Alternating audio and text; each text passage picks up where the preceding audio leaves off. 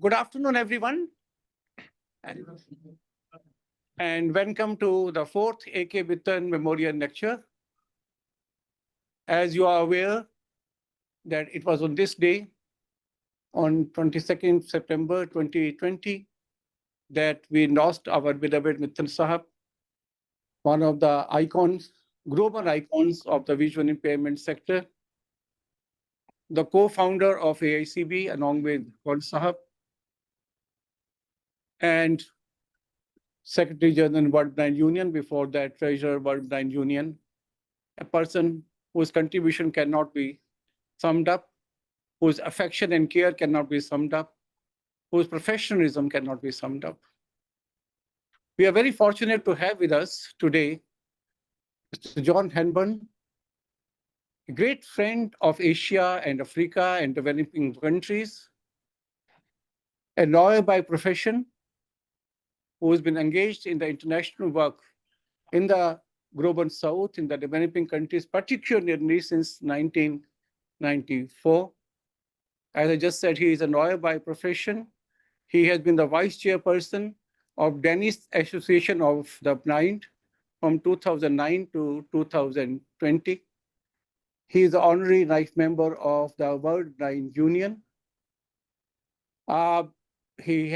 When Mr. Kaur was the Secretary General of Asian Blind Union, Mr. Heilbrunn ran a capacity building project in Asian countries for 1 year. I was very fortunate to be a part of that work. Mr. Heilbrunn has also written a book called Shared Visions, Just Because You Cannot Drive. It's a book based on the interviews of 15 blind persons. So a person, 73-year-old, as young and active as ever, forceful, strong on his views, and equally strong in articulation of those views. A person who has his own mind and knows his own mind. We are very fortunate to have you, sir, with us to deliver the fourth A.K. Mittal Memorial Lecture. And Mr. Heilbrunn was a great friend of Mr. Kaur. Also, they have worked together since 1998 at various forums, including World Blind Union. Welcome once again to AICB, Heilbrunn. And before we request John to deliver his submissions to us this afternoon, I would request our Secretary General, Honorable Param Shri J.N. Kaur, sir, to kindly say a few words of welcome. Sir. Yes. Yes. I'm grateful to you. I'm grateful to Heilbrunn for coming to deliver the lecture of today, and we request him to be with us. We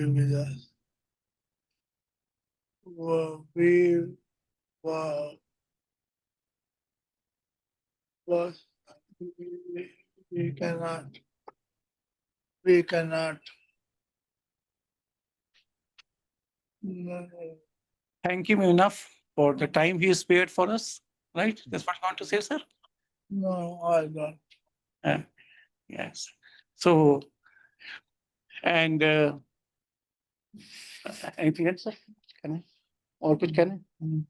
No. Right. There are many of us who had the great fortune of being mentored, tutored, nurtured by our mentor, late Mittal Sahab. One such among us is Mr. Kamalveer Singh, was my junior in school. I was also a student of Mr. Mittal, known him since class 6. Kamalveer at that time, I think, was in class 3. And he went on to become the principal of the modern school for blind children, NIEPVD Dehradun. He recently retired and now he's working with Blind Relief Association. I will request Mr. Kamalveer Singh Jaggi to say a few words about Mr. Mittal and introduce his life and work to us. First of all, I admit my inadequacy to introduce a personality like Sri A.K. Mittal. it's been 5 years since we lost him. And during these 5 years, we missed him on umpteen occasions, whenever or wherever we were in desperate need of some guidance, some right direction, some support, some enlightenment. He commanded so much of dignity and respect, not just from those who knew him for decades, but also all those who met him for the first time. He was my principal, and I am yet to come across a man who could surpass that image of a principal. He was my English teacher, and any attempt to teach like him would be a failure. He was an administrator from whom lessons on administration could be learned. He was a scholar of scholars. His writings and speeches are exemplary. His role in the field of special education is illustrious. The positions that he held for AICB, ABU, WBU, and other national and international organizations have left an indelible impression. I say all this, as I say all this, I can hear his impressive voice echoing in the mind, saying something with a rebuke. Perhaps I have not been able to do justice to a man of his stature in these words. And I believe the voice that I can hear echoing also is very, very humble in saying, why should we say all this about him? But he deserves much more than I've been able to say. So with these few words, I would hand over to the president for further action. Thank you. Thank you very much, Mr. Kamalveer Singh. I may mention here that Mr. Kamalveer Singh is the Vice President AICB, and we are very happy to have him, and we look forward to his inputs in the years to come. May I now invite Mr. John Heilbrunn, our distinguished guest, to deliver his lecture on the theme, on the title, AK and I, Our Journey Together and the Future of the Blindness Movement. John, please, the floor is yours. Thank you very much. Now, you have, in the most precise way,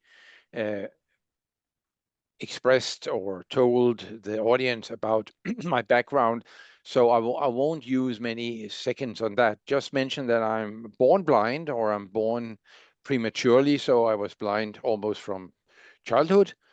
I was born in the US and lived there for 6 years until we moved to Denmark. And my luck was in that respect that I had some parents that didn't give up or see that, oh, what can we do with our blind child, but to give the blind child, that is me, the best also opportunities in life. I was the first blind person in Denmark that went to ordinary or integrated school. And because when I was a child, all the children had to go to boarding schools, special boarding schools. But my parents said, no, that's not what's going to happen. Huh? No. Please mute yourselves, everyone, apart from the speaker. Okay. Please mute yourselves, everyone. Corey, please mute everyone, please. Yes, so, go ahead. So then I went to ordinary school. I went to law school. I worked 17 years, as a matter of fact, with government, various positions, before I started professionally in 1994. Before that, I had already been on voluntary basis. I had been visiting a number of countries where Danish Association of the Blind had our development projects, including African countries, for instance, Sierra Leone and Ghana, and also in Asia, we were in Bangladesh. And I also believe at that point we paid our first visit to India. In 1994, in 1994, I took up the position as head of the international department of the Danish Association of the Blind, which I held until 2009. And during that period, I had the splendid opportunity to work both in the field of development work and other international chores and assignments within the blindness movement. So I learned from that time on the whole, I mean, the rules, the etiquette, how to work with people and how to make friends, how to learn from them, and how to tune myself into the various countries and settings that I visited during my work. And in this respect, I would just like to say that my collaboration with AICB, which I learned to know basically from my friend Arne Husvik, who worked with the Norwegian Association of the Blind, was paramount importance for me wanting to visit, learn, and collaborate with AICB. And some of you will also remember Mr. Arne Husvik, who was a mentor of mine, a very fine man and a very devoted person, who, for instance, wrote the book Organizations of the Blind, How and Why. And the word "of" is very important here, because at that point and later on, we also had discussions, organizations of the blind and organizations by the blind, for the blind. And in this respect, Mr. Mittal comes in as a very strong advocate, as a glowing star, a person that talked the blind people's needs, opportunities, abilities, and in this way was a splendid personality to be around in both your local settings and not also, at least in the international settings. Now, first time I met Mr. Mittal was during a piece of work that I was heading, looking at four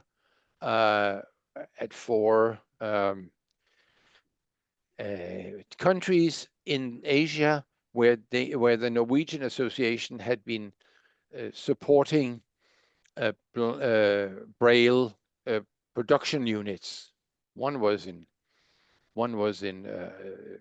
AICB in India, one was in Vietnam, one was in Pakistan, and so on and so forth. So we looked through these various settings to see how had they succeeded in the work. And I was asked, together with some people from India, from Norway, to look through this, make a report on this thing.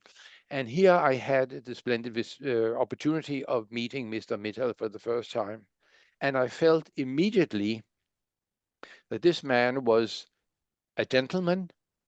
He had his warmth, his humor, and also he was very strict. There was no monkey business when we did our work together. Then we were very, very focused. But offline or off project in the evening, we could sit down and we could eat together. We might have a drink together, and very easily formed a warm relationship. He was enjoyable to be around. I didn't even ask for pieces of advice, but we sat down together, and his way of picking up information and making observations was splendid. At that time, when we met, which was in India, I met with him and his very beloved, darling wife, who was with us on our trip. And I was with my wife, Nina, on the same trip, and we made a report on this, which, by the way, showed that AICB's project was, I guess, the best or the most successful one, but also some of the others were quite successful and some were more problematic. But that's not interesting in this case. But the interesting thing was that when we made our report, I again and again turned to AK to ask him for his advice, and he always readily gave his advice in a way which was, in a comradeship. So I always felt at ease when we talked together. He was a very, very pleasant man. Then from then on, first of all, I started to be a part of the World Blind Union assemblies starting in 2000 in Melbourne and onwards. And at some point, very soon, I think, I'm not pretty sure, was 2000, 2004, that Mr. Mittal was elected as treasurer. Do you remember what year he was? 2008. 2008. But even before that, He was yes. in He 8, was yeah. he was a delegate of AICB in the World Blind Union. Yeah. So already then I met him, and then in 8 he was elected a treasurer, and I must say, in that respect, he was the most splendid, the most accurate, and the most competent treasurer I have ever heard in national, international work. He knew all the bits and pieces, all the figures, but he didn't just drop them out in a way that you could sit there when you hear sometimes accountants talk about figures and talk about accounts, etc., etc. You fall asleep, or you don't understand. You miss out some of the points. Not with Mr. Mittal. He was so precise and could, in a most pedagogical way, talk about the importance and the direction of the economy of the World Blind Union at that point, and both before and after that, we talked a lot about fundraising. How could WBU strengthen its finances, etc., etc., and also how could we become even more accountable towards external donors and so on. And in that sense, he was a very useful and very dedicated person with a great understanding of how the economics of a big international organization, how it kind of works, how it revolves. We were also together before that when we started our projects in other regions than Africa. We Danish Association of the Blind started its projects in various African countries, including Rwanda in 1994 and Uganda and so on. And then at some point we decided that it would be a good idea to look at other continents and try to assist in developing other organizations than the ones in Africa, which surely are the ones that in many ways were the most needy ones, financially and vis-a-vis government, so on. And one of the important things that I talked with Mr. Mittal about, and where he was very helpful and again very clever in his explanations, was that it's important that these organizations we work with, that they are supported by their local, their regional unions. The unions are involved in order to ensure that development is sustainable. It shouldn't just be that Denmark or some other Nordic countries come with some funding and then everything goes well. There has to be a linkage between the country and the region it is situated in. And of course here we're talking about ABU, Asian Blind Union, where we both looked a little. We looked at the the southern part, including India and Nepal and so on, and the Middle East. And in that sense, we had some both some visits and lectures to countries like Jordan, like Kuwait. We also went to Syria and to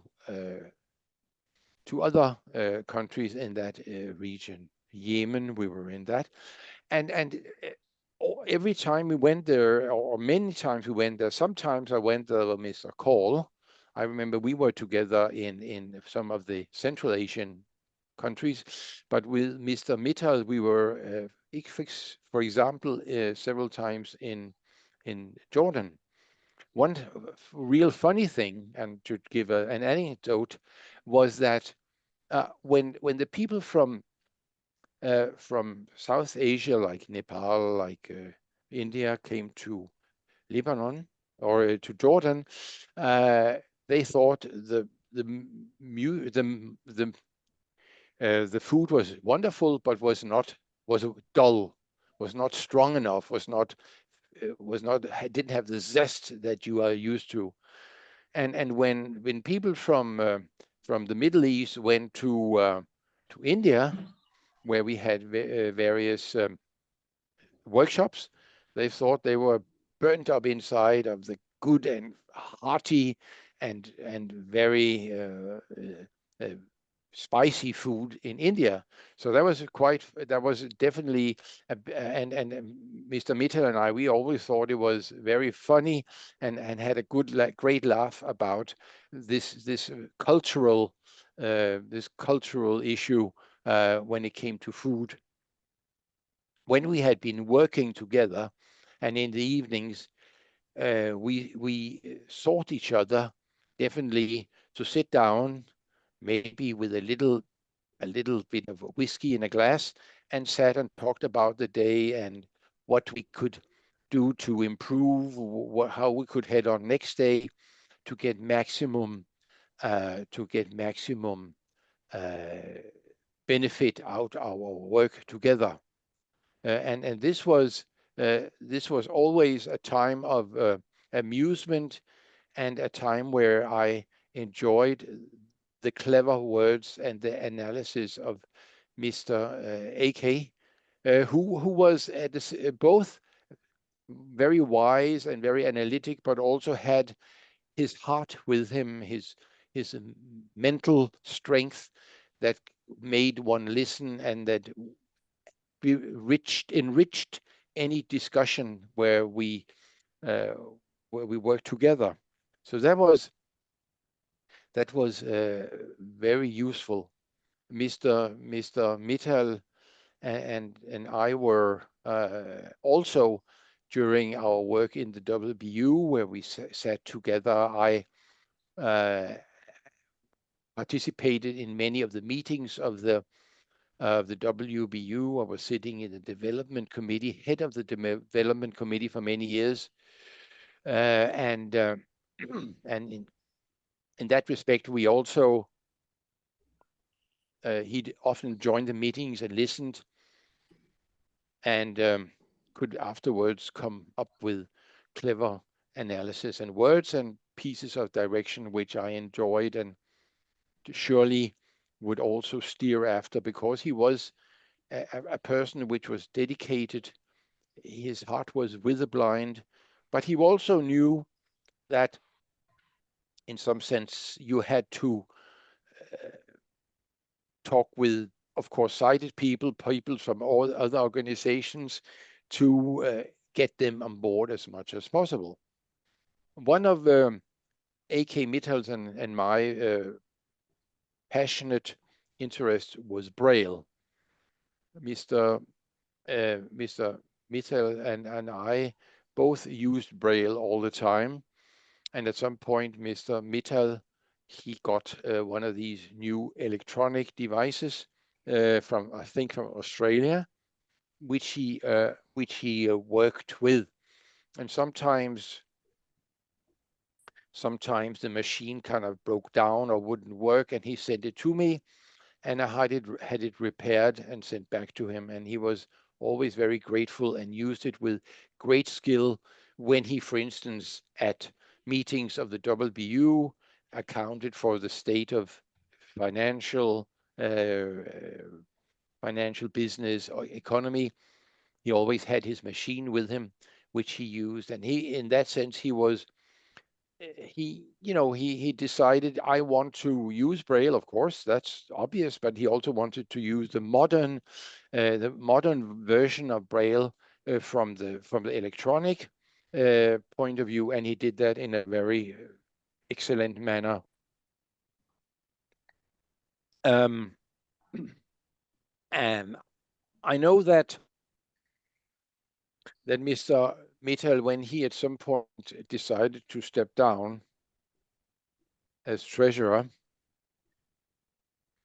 there were many people who were very sad and tried to convince him to stay on, because they felt that with him as a part of the table officers, there was a force, a steady, a reliable force, who both when it came to his own issue, the finances, but also when it came to discussions and priorities, it was everybody knew, or everybody that knew him knew that he would do everything he could to steer the World Blind Union in the best direction, with the proper balance of the regions, not only thinking about his own region, but thinking as what he was, a person who was chosen to be at another perspective, namely the perspective of the global, to be a global way of thinking about issues and things. And I know that one thing that he and I talked about a lot, and where we were very worried, and where I personally am very worried today, is the World Braille Council, where we talked about that some of the people that were head of the World Braille Council were maybe not exactly our cup of tea, as you might say, and we worried because we think that Braille, and we were agreed upon this, that Braille was of such utmost importance to blind people, that the World Braille Council should also be a driving force in this respect, which it wasn't necessarily at all points in time. So this kind of like was just some points where we also were very eager and talked a lot and wrote to each other and mailed about what should we do with the World Braille Council? How can we get it up and running? How can we make it? How can we see that it works ahead in a new direction? And you could say that the World Blind Union, I think Mr.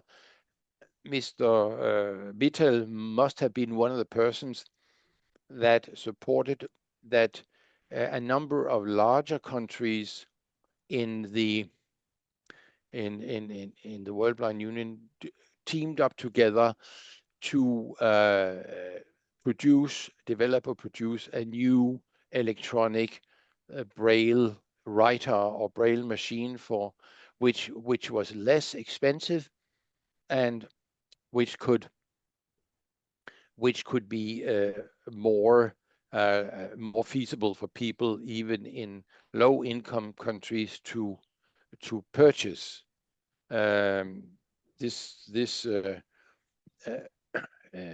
This machine has had maybe has fluctuated in its living, but I understand that today it is still working and has been developed to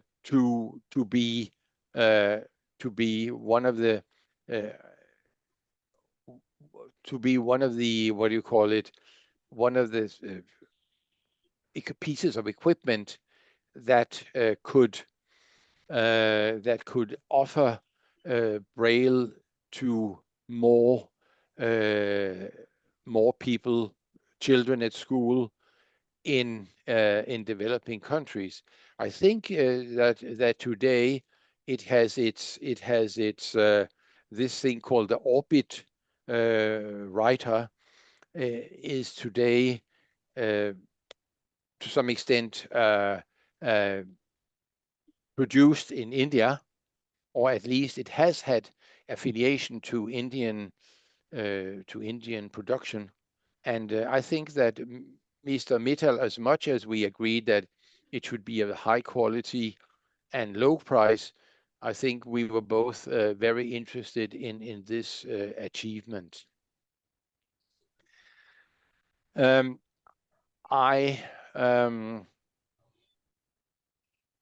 I must admit, I don't exactly remember the last time that I met Mr. Mittal. He was in Orlando, wasn't he? Yes. Yeah, but he and I think that was the last General Assembly that he had joined, because he passed away in 20, and the next World Blind Union assembly during the COVID pandemic was in 2021. And that was, I guess, that was also which took him away from our, from us. So of course, I think he might. I'm thinking whether he also joined a strategic meeting which took place in Baltimore in 2016. I'm not sure of that. He joined as a Secretary General World Blind Union in 2016. After becoming treasurer, after Yeah. demitting office, after 8 years, Yeah. he was elected as a Secretary General World Blind Union for 4 years. Ah, yes, so it was.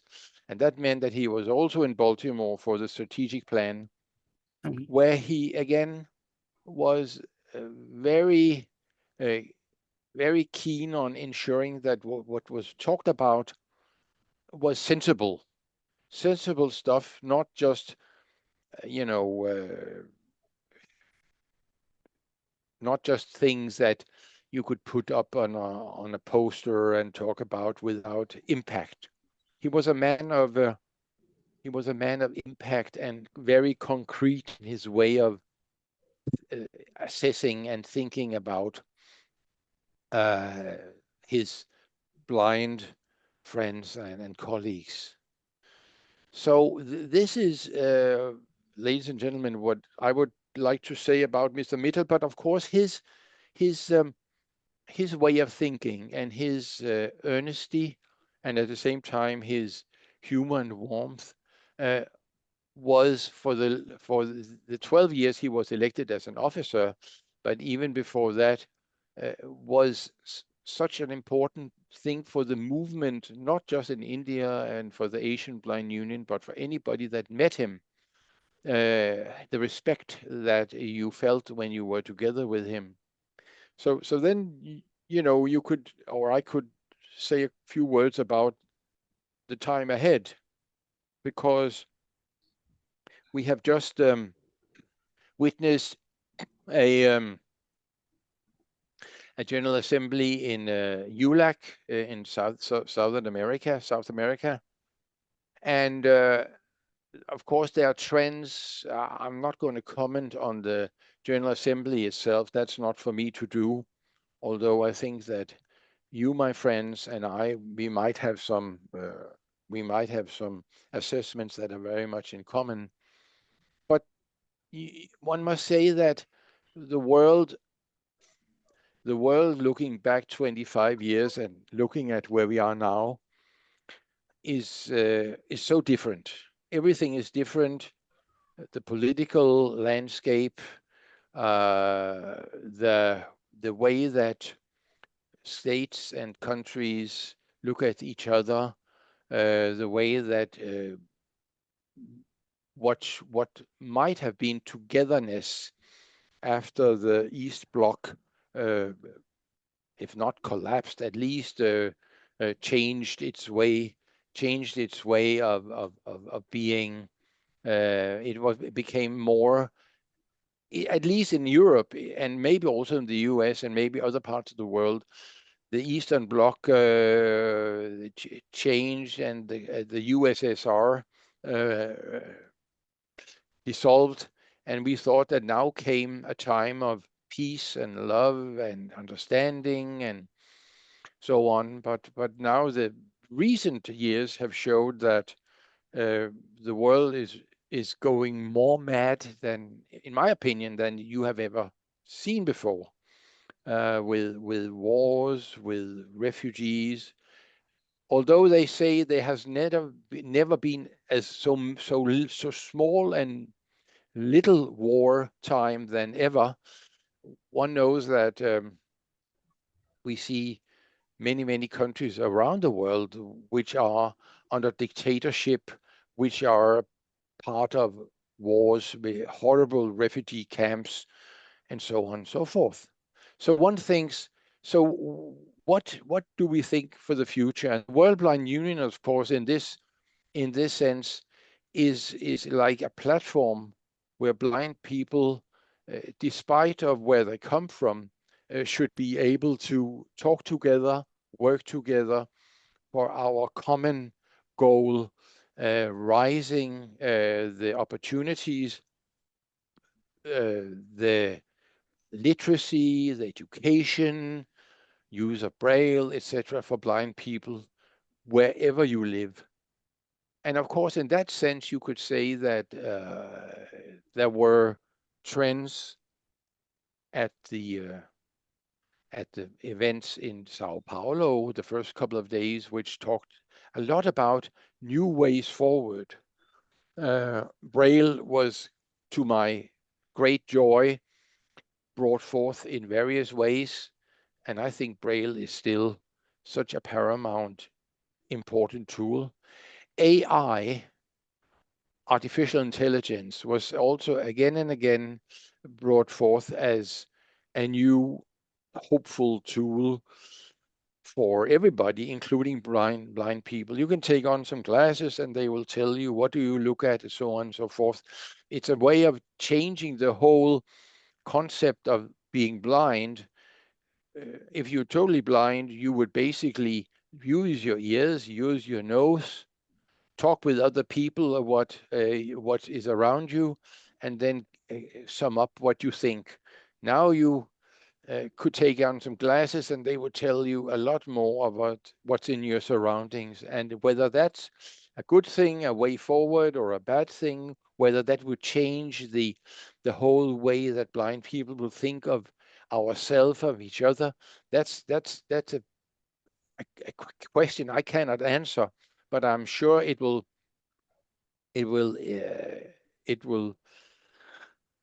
lead to some differences. On the other hand, you could also say that the world is becoming more and more visually visual in its way of using screens, of using signs, and so on and so forth. And in that sense, you could say being a blind person that way around is becoming maybe less less obvious or more difficult than we see it today. But all these issues of writing and reading and sensing and conceiving the world, all this is something that the World Blind Union, in our maybe closed circuit, have to use this union to talk together on our specific terms, without having to excuse ourselves, and being open and relaxed when we talk about blind people around the world. We know today that in war situations where there's uproar, when there is who are the least to get support, to get help, to get food, to get water. That's people with a disability, including blind people. I remember at a time where I worked together with Mr. Mittal and with other people, for instance, a lady from Japan she and I worked together with this issue on relief, catastrophe relief issues. And also there, Mr. Mittal was a very clever man to come with his inputs and so on. But it is obvious that all these things, all these challenges around the world raise questions. Are blind people are there more blind people today than before? No, I guess there are less. But is our circumstances for living, are they getting more difficult or less difficult? But that's hard to say, but at least it's going, the whole landscape will change in a way. You don't know what's going to happen 10, 20 years from now. Will blind people receive a chip in their brain which will make them see again, or will make them perceive what's happening around them? And would we as blind people think that that's a bonus, that's important, or that's exciting? Or would we think that that's an artificial, strange, and off way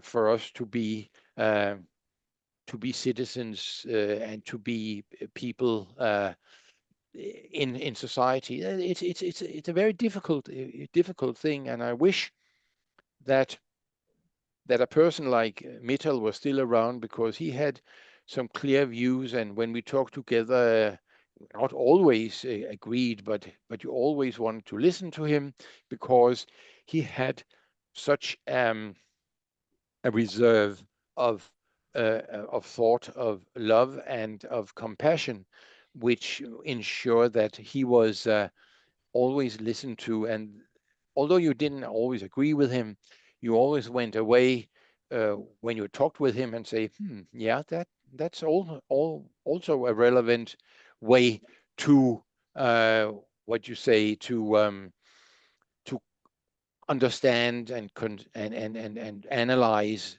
your surroundings. I think that is what I have on mind. I hope it has been worthwhile listening to. And if you have any questions or so on, this is maybe not a debate, it's more a lecture or a presentation. But if I can offer any more thoughts, please tell me.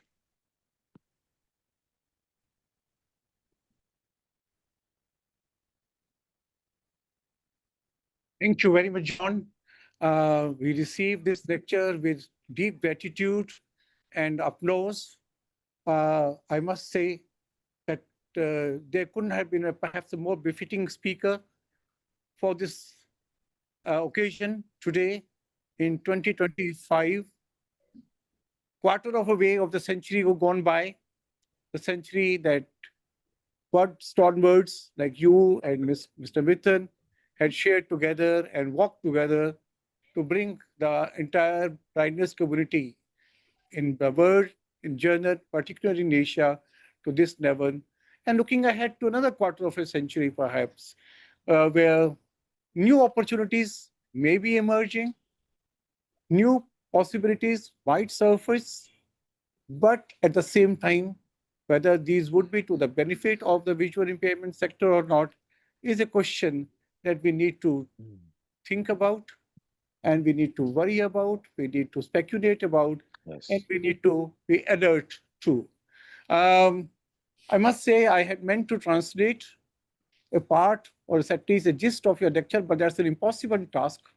Your lecture is so compact so precise. I agree with you that Mr. Mittal used to be very precise in his expressions and his work, and very strict when we work together. I said, I have had the pleasure of knowing him since class 6.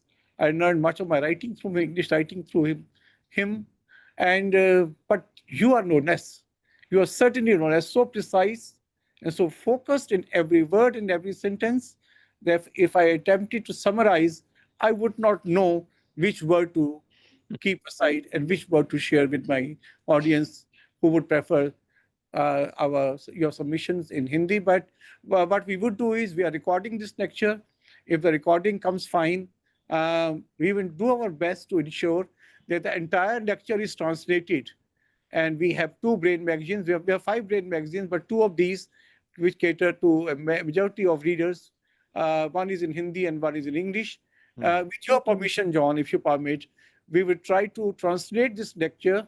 It may take a few months, but we will translate this, circulate in our Hindi magazine, maybe the English version, we will transcribe the same and publish in our English magazine in case it has your permission. We have your permission. We do that. Yes? Are you Yes, okay? of course. Of Yeah. course. And Yeah. I'm very honored that you find my inputs worthwhile. Thank you Oh, very this is much. beautiful. I had never ever heard someone speak so comprehensively and sensitively about Mr. Mittal's life and work. And I said they could have been a better speaker in 2025. A quarter of a century gone by, of which you are the heroes, both you and Mr. Mittal, and a quarter of a century coming ahead.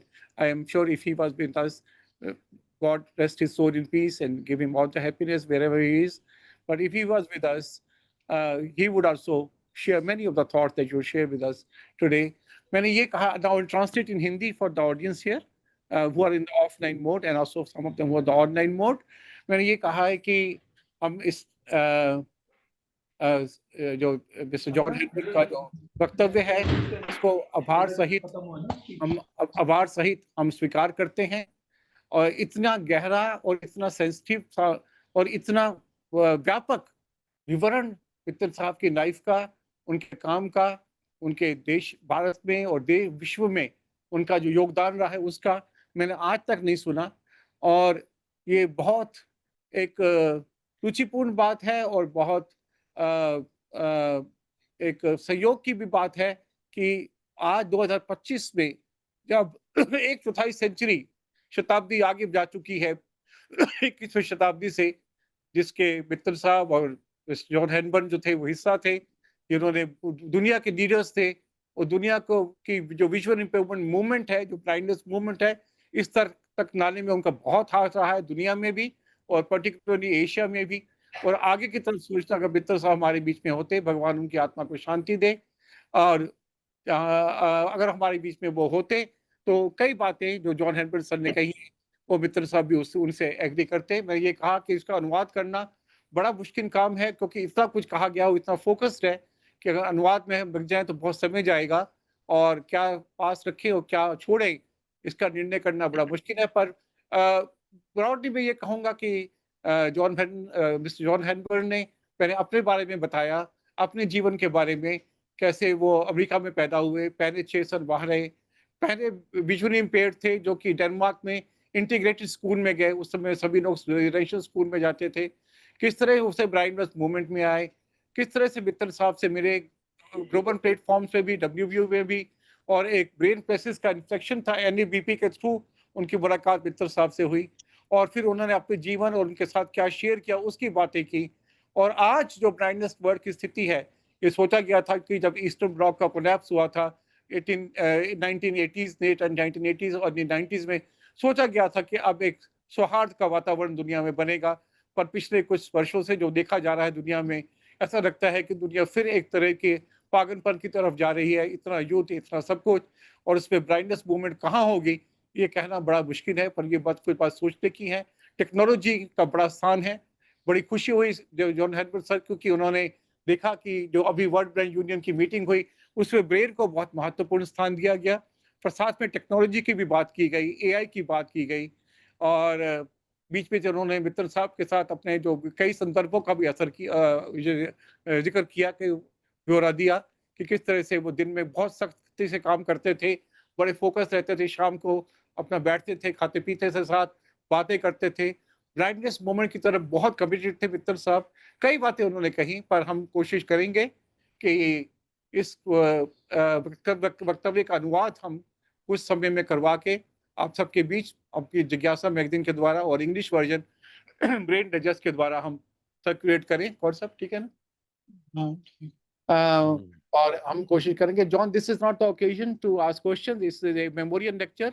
So we receive the lecture with gratitude. Yeah. And I request your dear friend, our mentor and our respected Mrs. Meera Bittan, who have been a companion with Mr. Bittan at many places throughout the world for many, many years. And he shared his life and his experience, his work. Ma'am, if you would kindly propose a vote of thanks. Yeah. Namaskar, sabko, and I especially thank board members of AICB and the staff for conducting this memorial lecture. And my special thanks go to our dear friend, John Heilbrunn, because we have been in contact, not last 5 years, but earlier we had been in contact with each other at many conferences and workshops all over the world. And he's been very kind, very nice, very friendly person. We always had very lovely memories going out to different places for dinners and spending some quality time together. And what Mr. Heilbrunn says about the vision in next 25 years and all, it does seem bleak at times, but change is so inevitable and it is going to take place whether we like it or not. And I think we will have to, the blind community has to adapt itself. It has to adapt itself, and so does the sighted community. You can't live in isolation, neither of them. So they have to integrate themselves to make it a very peaceful and loving community of all the people all over the world. May peace and understanding, may Lord bestow this to all people all over the world with these again to you, the Lord. Thank you. Thank you, Meera. Thank you very much, ma'am. And with prayers for our departed soon, Mr. Bittan, our beloved mentor, and somebody who has given a life to AICB along with God Sahab, somebody who has given India visibility and space and voice in the global platform and championed the cause of the visually impaired throughout the world. We pray for him. We thank John once again for being with us. Gratitude to you for your very intense, very comprehensive, and very valuable inputs and submissions in your lecture, which will always be remembered in AICB. Thank you, John, for joining us. Thank you. And everybody in the audience and everyone for joining us. We would now conclude. Thank you very much. And thank you very much. And a warm regard also to Mr. Kaul, which also a very important part of my work in India. He was also a guiding star together with Mr. Mittal. So also warm regards to Mr. Kaul. He's listening to you, yes. Yes. Thank you very much, everyone who joined us online and offline mode. Thank you very much.